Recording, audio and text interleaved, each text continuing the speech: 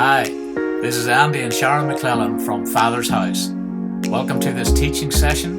We pray that you will be blessed and grow as a result of listening today.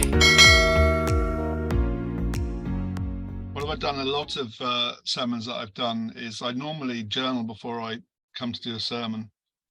So I journaled, and one of the things that came up, one phrase that came up says, "You shall not want." And of course, I thought, oh, that sounds familiar. It's from the Psalm 23. The Lord is my shepherd, I shall not want.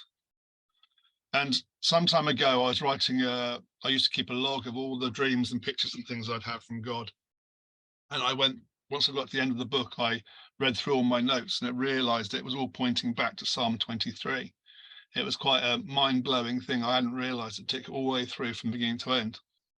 It's a well-known passage, and I'm sure you probably know this if you're a Christian, but it actually demonstrates God's love in an amazing way. It shows in a sort of a clear and gentle promissory to us as sheep, and him being the shepherd. And in some ways, it summarizes the whole Bible. And it shows God's love for his children, his sheep, his flock.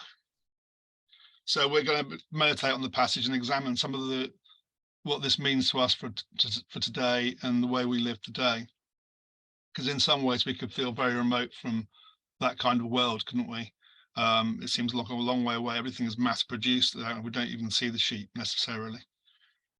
So we're going to look at this metaphor of the shepherd and the sheep. So throughout this, I want you to think sheep. I want you to channel to your inner sheep. I'm sure that's probably a dodgy thing to say, but I want you to really think like a sheep. So what we're going to do first of all is whenever I do these things, I'm always reminded that you need to go to the law of first mention. So I went to the place where a shepherd and the sheep first appears, because this sets the tone for the whole Bible. It seems to me that whenever I do these things and do the study, it always takes me back to the Garden of Eden, always takes me back to Genesis. So I found the first passage for this. So it always goes back to Genesis, and I wrote in my notes, it's like this is the beginning of everything. And I thought, well, I just check the meaning of Genesis again, just to make sure what I'm doing. And what came up was, that's exactly what it is. It's the beginning of everything. That's what it means. It's the beginning. And if Google says it, it must be true. So there you go. So I looked at Genesis 4, Cain and Abel. Now, Adam knew Eve, his wife, and she conceived and bore Cain, saying, I've gotten a man with the help of the Lord. And again she bore his brother Abel. Now Abel was a keeper of sheep, and Cain a worker of the ground. In the course of time, Cain brought to the Lord an offering of fruit of the ground, and Abel also brought the firstborn of his flock and of their fat portions, and the Lord had regard for Abel and his offering.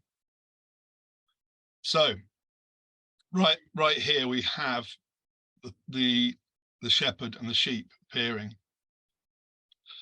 and the sacrifice of lambs, of the firstborn, the first fruits that Abel was giving to God, is also an illustration in a way of Christ to come. Jesus represents two roles in Psalm 23 in a way. He is the shepherd, and he's also becomes a sacrificial lamb to sacrifice himself for his sheep. He also is the last sacrifice that was required to break the curse of sin and death, so that his sheep could return to the Father, so we could return to him. So Psalm 23 was written by King David, and the reason I think he writes about the shepherd and the sheep, I think obviously God inspired, but he was also actually a shepherd. He talks about something he actually knows about. And so David's applying that knowledge as a shepherd, and his knowledge of God and his relationship with him as like an illustration of that. So the first line is on Psalm 23, the Lord is my shepherd. Many prominent characters in the Bible were shepherds. Abraham was a shepherd. Isaac was a shepherd. Jacob was a shepherd. Moses was a shepherd. Saul was a shepherd. Hey, well, hang on a minute. You're saying, well, hey, Saul wasn't a shepherd. Well, actually, the Israelites called for a king to rule over them. And God said, you're having a laugh. This is a big mistake. You don't want to be doing this. But they were really insistent they had a king. And sometimes I think that nations and people get what they deserve because they, or because of the way they are, someone that's like them. Well, Saul was a shepherd, but he was a shepherd of donkeys. He wasn't a shepherd of sheep, he was a shepherd of donkeys, because initially he's looking for the donkeys that were lost.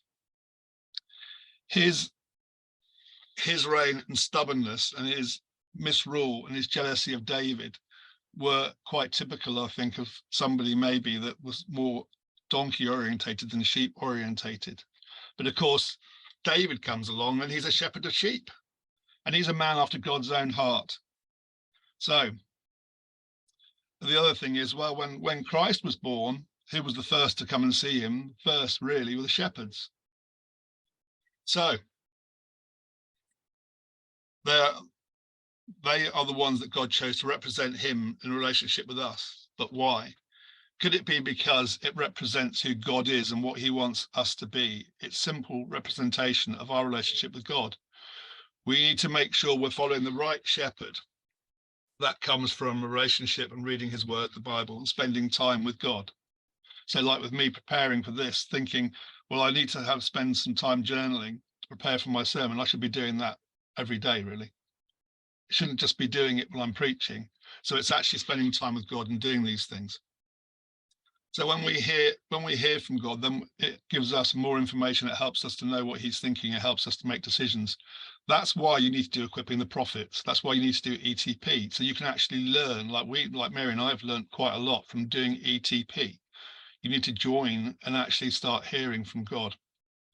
The sheep are reliant on the shepherd to keep them safe and to guide them and to take care of their needs. The sheep are valuable to the shepherd, and the shepherd is valuable to them. So he protects them from attacks from wild animals, and he is prepared to lay down his life for his sheep if he needs to when they're being attacked. He leaves the 99 sheep for the one, and because every sheep is valuable. He has tools to protect them. He has a rod and he has a staff. And I always kind of put those two things together, rod and staff, and actually they're different tools. Like the rod is more like a club, and the staff is more like the curly stick you see, like the proper stick, proper staff. But these tools are used to gently guide the sheep. A quick nudge in the right direction, a staff to leverage them out of a hole or a difficult situation. These are the signs of his authority and his intent to protect his flock. So what's God saying to you about this?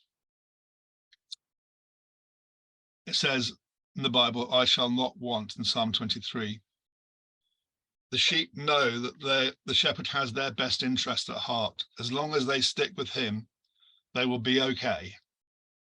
He knows what they need. And David demonstrates this in the next lines. It's like a list of essential things that you need to be doing. As I think we did it at school, like what the essential things you need for life, what the most important things, and he lists them. So he says, he makes me lie down, rest. We need to take rest. We need to have rest sometimes. In green pastures, you need good food. You need good food to sustain you. He leads me beside quiet waters. We need to drink. We need to have a water supply. We need to have something to drink. He refreshes my soul. Spiritual food, things we need as human beings in a relationship with him. So the translation to the sheep is as follows. Here you go, guys. Here is a all-you-can-eat salad buffet. Here's plenty to drink. Just kick back, relax, and enjoy. The sheep's response is, I think I just died and gone to heaven. The shepherd's response is, well, you think this is good, you should see what's coming next. And that's what he's saying to us. He provides for us, but what's coming next? What's it going to be like to be in glory with him? It's not just a physical need, but it's also a spiritual refreshing that we need. I almost skipped over the whole bit where it says, he restores my soul. We cannot just satisfy the stomach. We also need our spirit. We also need to meet our spiritual needs. Man cannot live by bread alone, but by every word that comes from the Father. If you go back to the start of everything, back to the Garden of Eden, it wasn't just having food and water. It was heaven touching earth. It was a relationship with God. Yes, I'm getting passionate, Sharon. Yes, it was a spiritual thing. So spiritual, I shall not want spiritually, as well as I shall not want physically. That's the way we were designed. So why do people struggle today? Because we're not being reliant on God and what he says. So there's advice for you here. Take rest. He makes you lie down, makes me lie down. Eat well, green pastures. Check out Rejuvenate 1, 2, 3, and you'll find out what it means to eat well and to eat healthily. That's one of Sharon McClellan's things. You look up Rejuvenate 1, 2, 3, and you'll learn how to eat well and to drink well as well. So drink well, still waters. Spend time with God. He refreshes me. That's why you need to join ETP. So Christ alludes to us about the sheep and the goats. The sheep are good guys, and they follow God. So I did some research on the behavior of sheep and goats. The goats are rebellious and follow the world and do their own thing. If you ever seen goats, you'd see that was the case. Despite being from the same family group, they're actually different animals. Sheep and goats are from the same family, but different animals. I'm sure you have members in your family that fit that description. From the same family, they're very different animals. I know you're probably thinking of people right now that would fit. So it's the same here, same group, but different animals. So let's look seriously at the illustration as it pertains to us. What should we be doing to make us stand out as a believer? I'm not saying what should we pretend to be doing so we stand out in front of believers. What are we actually doing that makes us stand out among non-believers? Sheep and goats have completely different habits. So let's think about this. What do we consume? What literally and figuratively do we consume? So I say the sheep and the goats have different eating habits. And we go by this idea of rubbish in, rubbish out. What do we do? What do we consume? Do we consume burger or fries and sugar? Do we consume TV, comedy, films, news, etc., gossip, lying, stealing? What do we consume? What do we do? How do we behave? The goats will eat virtually anything. We were talking about this before we went live. They will virtually eat anything. They'll eat your shirt if they get a chance, or your laces. Whereas the sheep graze. When you question, why am I ill so much? What are you actually letting into your body? What is going through your mouth gate? I'm not really sure whether that's the thing, a mouth gate, but I thought that was quite good for eating. Don't let things through your mouth gate. Sharon spoke last week about walls and gates and what we let into our lives and our thinking. What do you watch and listen to? What do you feed on? What do you speak out? And how do you live out who you are as a Christian? So, as I say, sheep and goats have a very different natures, even different coats. While goats are curious and independent animals, sheep are distant and aloof in nature and have a strong flocking instinct.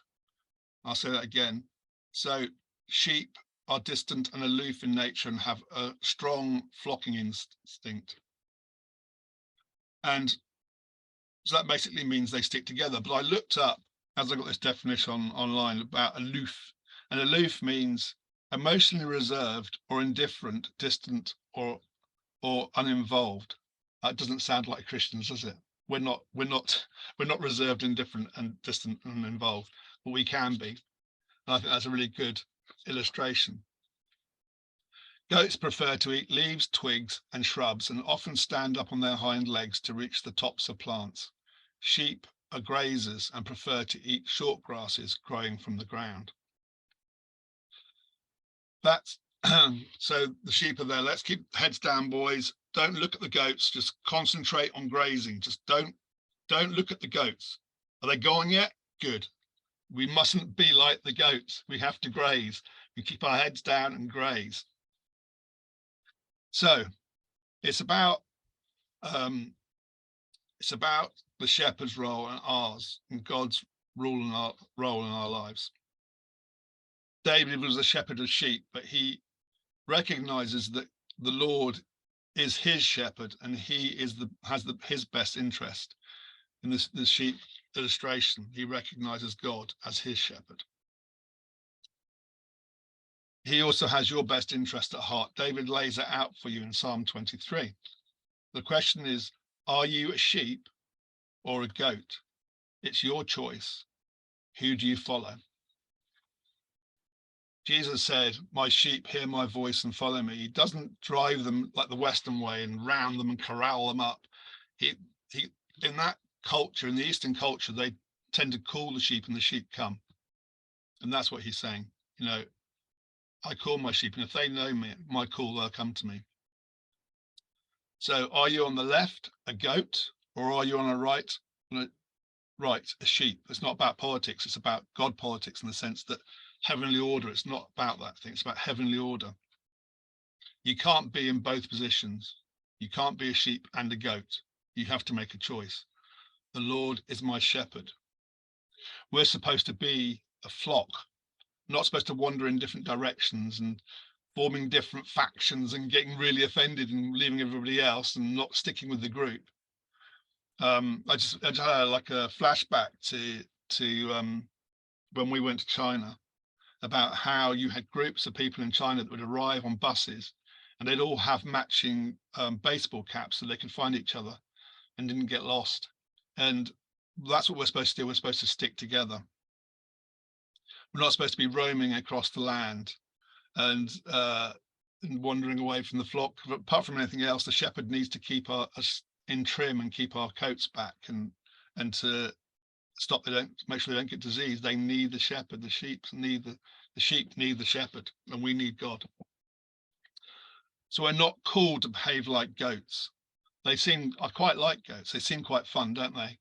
They stack themselves up on each other, stand on each other's backs. They stand in trees. They balance on mountain ledges, but they're a distraction if you take that metaphor out into our world, that those things can be a distraction. Got to be really careful that we remember who we are. He guides me along right paths for his name's sake. So I've seen this clip you may have seen this, a clip on Facebook, I think it was, that I saw it. It's probably on YouTube as well, where this sheep gets stuck in a hole.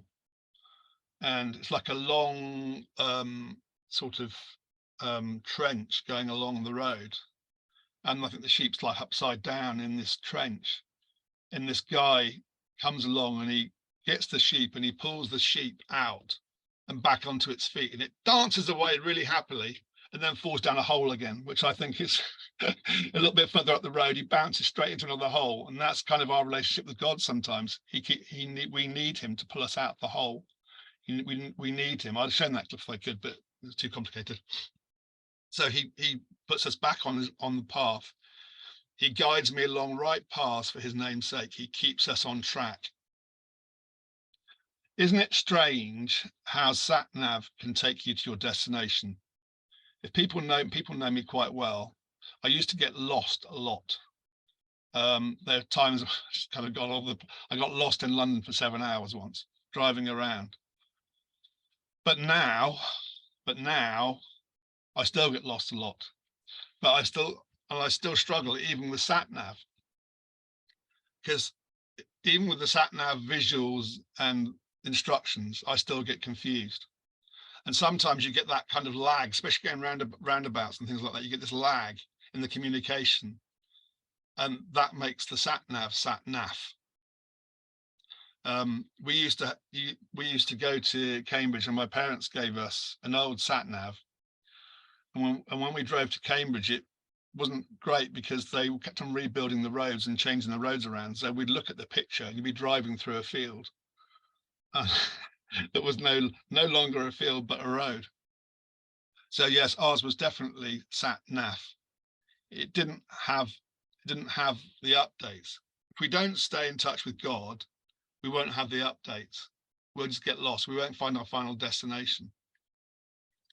What I love about sat nav is it doesn't rebuke you, but it gives you a gentle hint of your error with those immortal words: turn around when possible.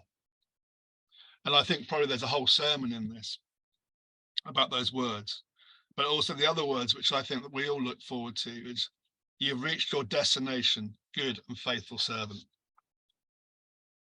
Where would we be without sat nav? Well, the shepherd knows from experience, knowledge and wisdom where he's going. Like sat nav, if you don't keep up to date with we never will quite reach our destination. We'll always be close, but not on message or on the point. We may miss our destiny because we aren't going the right way. Even though I walk through the darkest valley, I will fear no evil, for you are with me, your rod and staff, they comfort me. Well, it's kind of really easy to follow, isn't it?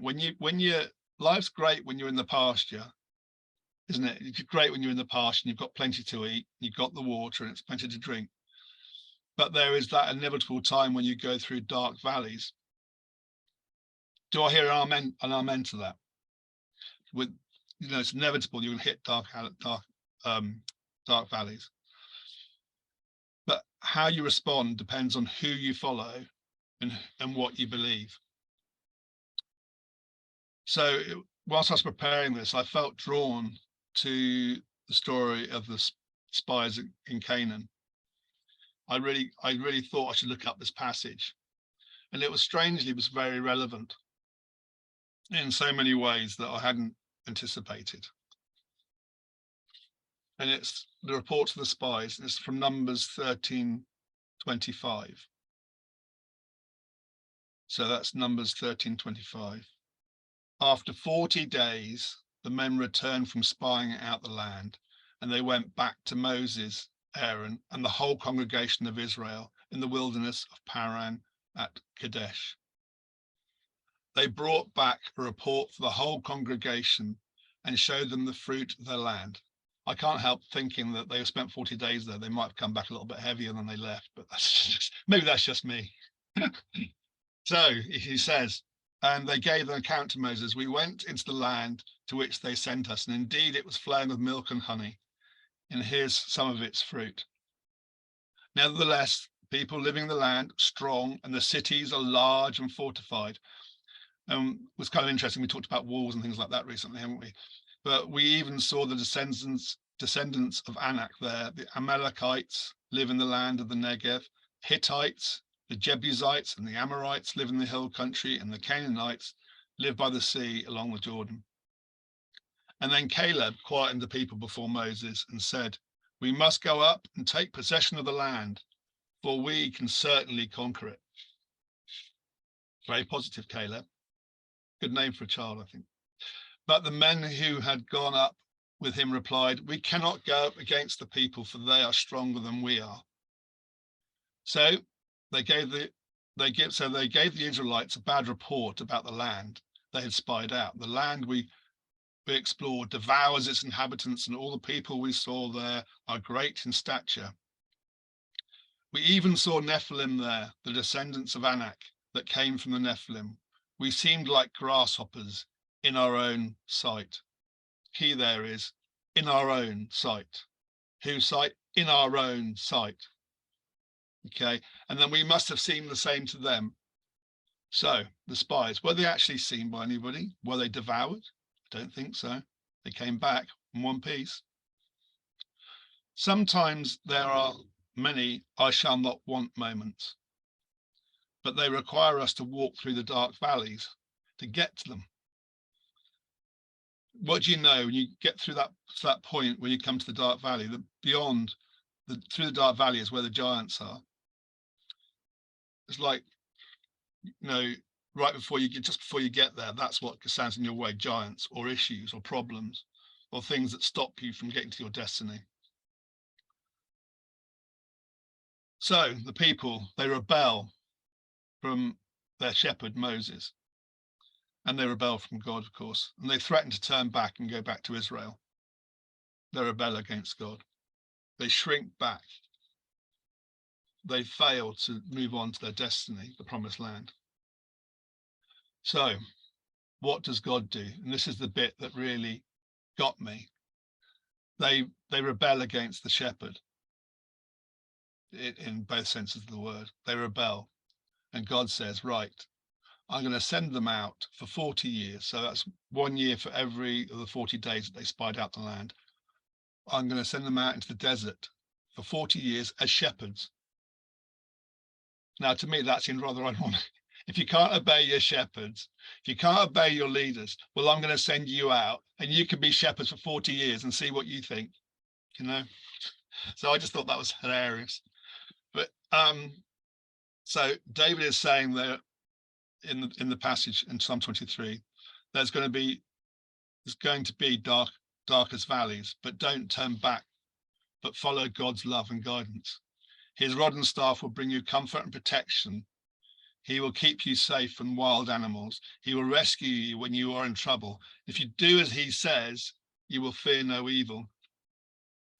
When we're scared, we can actually give bad reports. The darkness grows. We even lie to ourselves. We convince ourselves that there's no way through.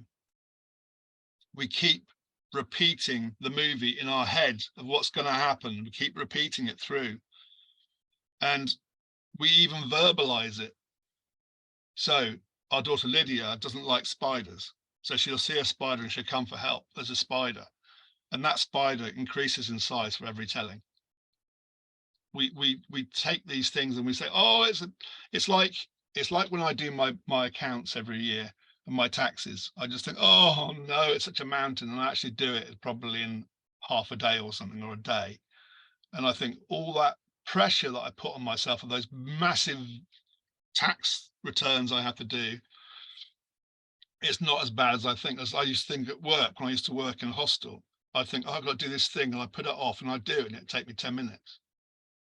There's times when we just need to take our eyes off the giant, off the problem, and just move forward with God. Listen to what he's saying, do what he says. So God has given us weapons to protect us from the enemy. He's given us the armor of God, as in Ephesians 6. We don't need to be afraid of giants. We are equipped. So the children of Israel, they never really faltered in the end of the day, despite all the desperate situations. They had this moment at the Red Sea. It wasn't just a Red Sea moment, it was the Red Sea moment when they came to the water and they had to escape from the Egyptians.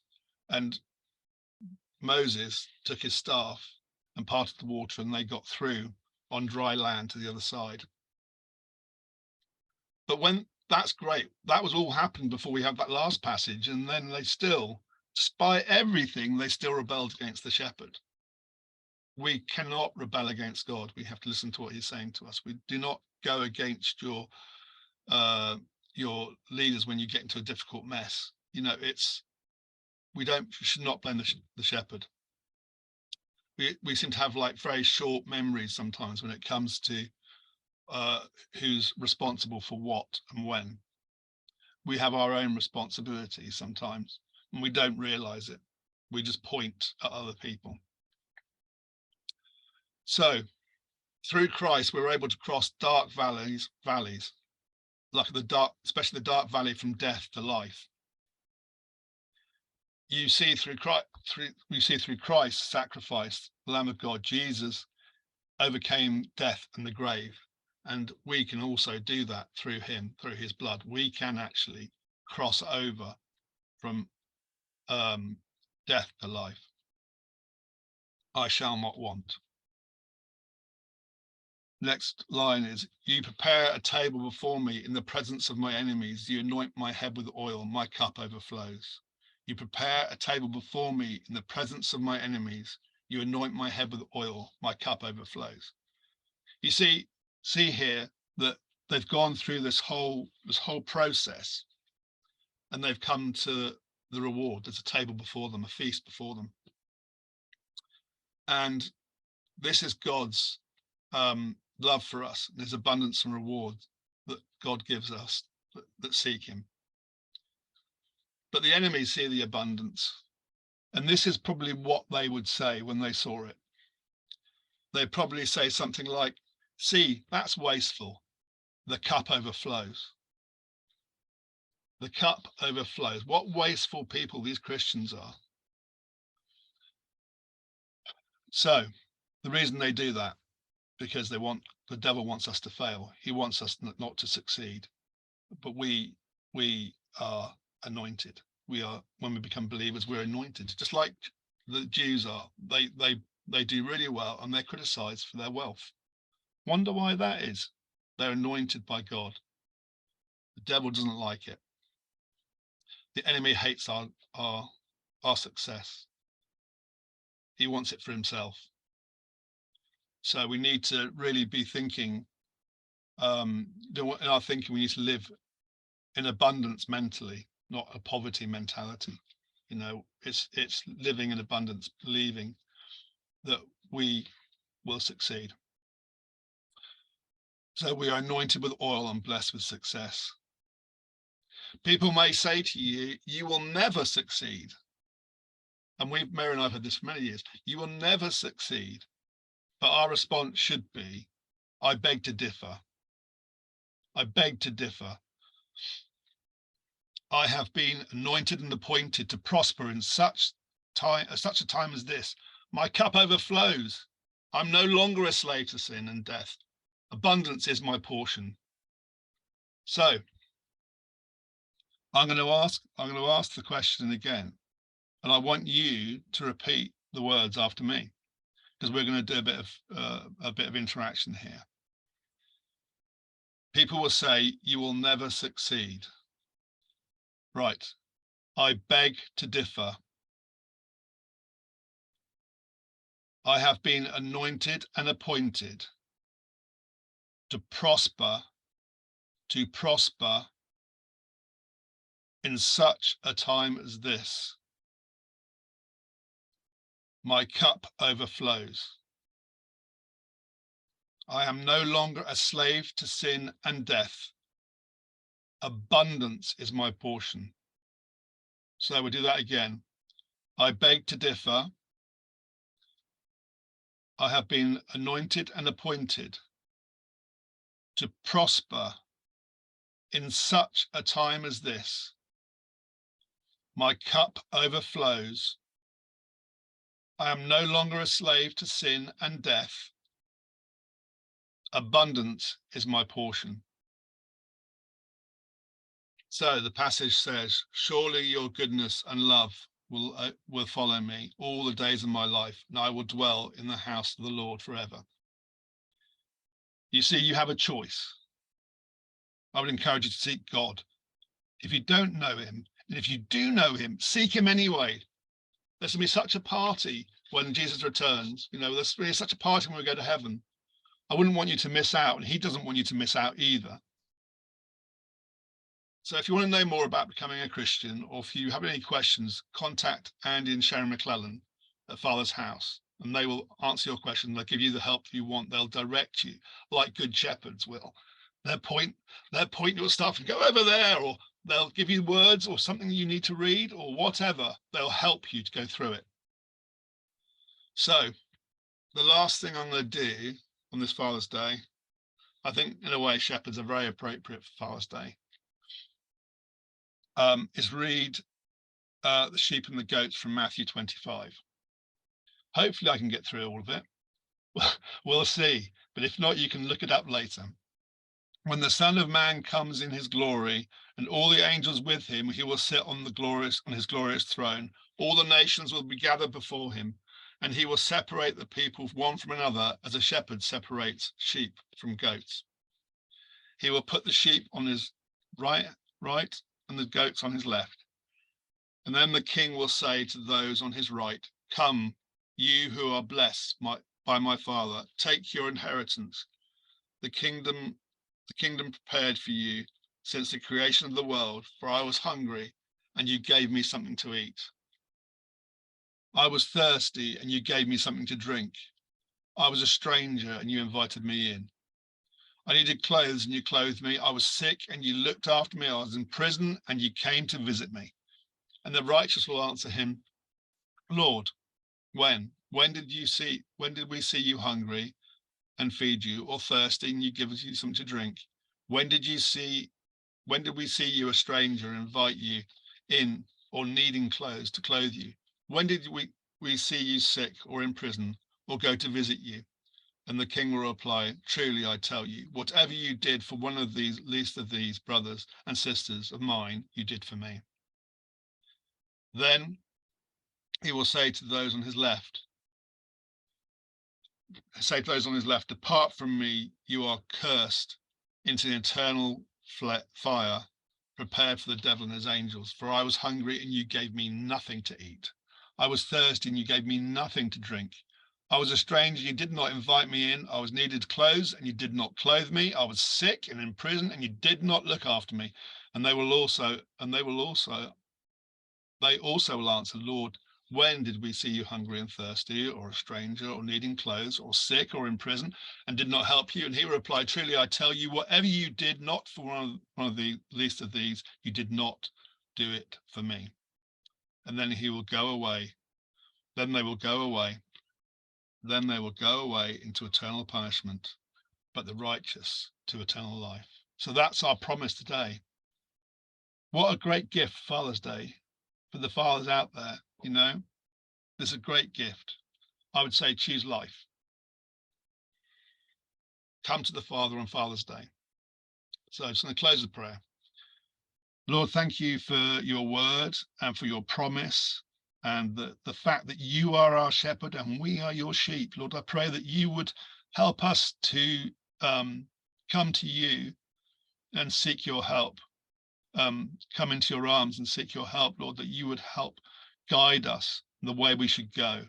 Lord, we want to have a life that isn't sat nav, but sat nav, that we go to the right places. We go to the places you lead us to. And we ask it in your name, Lord Jesus. Amen.